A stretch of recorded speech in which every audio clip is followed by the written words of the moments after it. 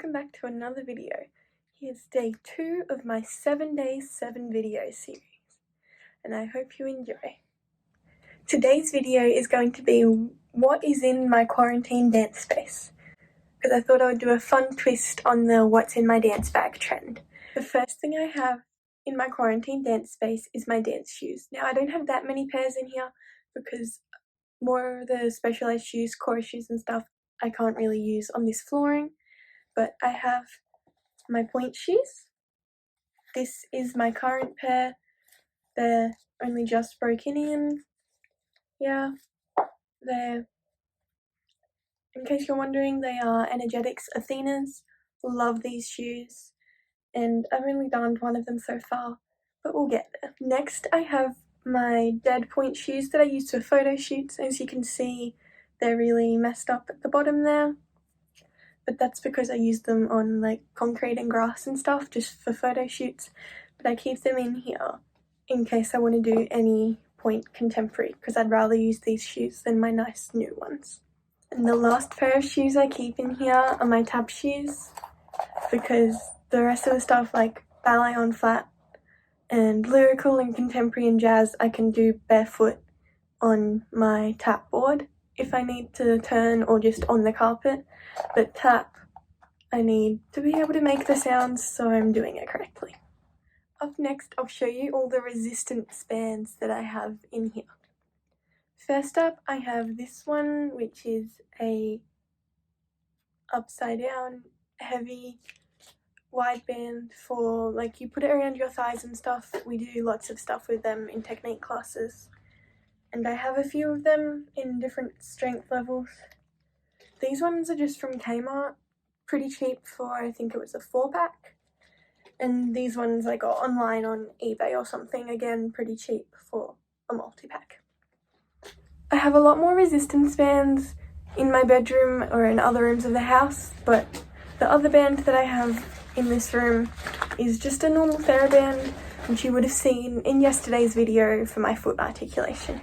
The next thing I have in here is one of my favourite things. It's my split brick, which I use for my IDT classes and for just oversplit training, and also for strength training. Like, you can do push-ups with it, you can do handstands and elbow stands with it.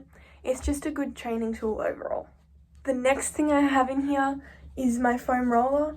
It's useful for some strength training, but mostly for just rolling out my muscles, relaxing after a long class.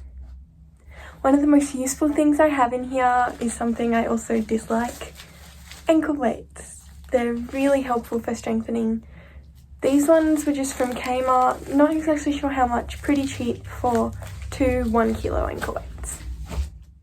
Another thing I have in here is a really useful strengthening tool, the ballet talk board. They're a nice balance board, good for muscle activation and trying to learn the muscle memory to then transfer those skills into a ballet class. I have a couple more just miscellaneous items before we move on to the dancewear and costuming that lives in this room.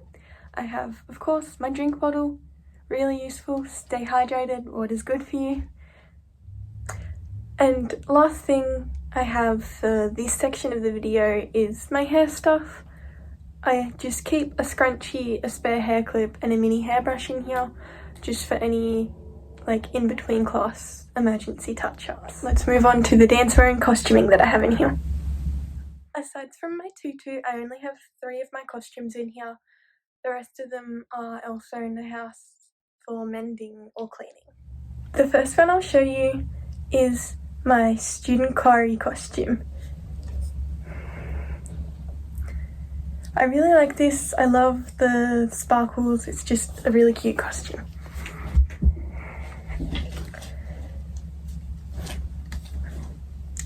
Next up is my jazz costume.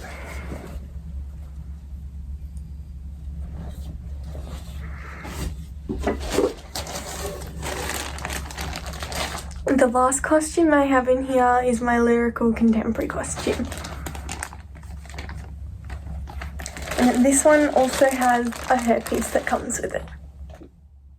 And that's all for today's video. I hope you enjoyed it, and I hope you're enjoying my 7 days 7 video series.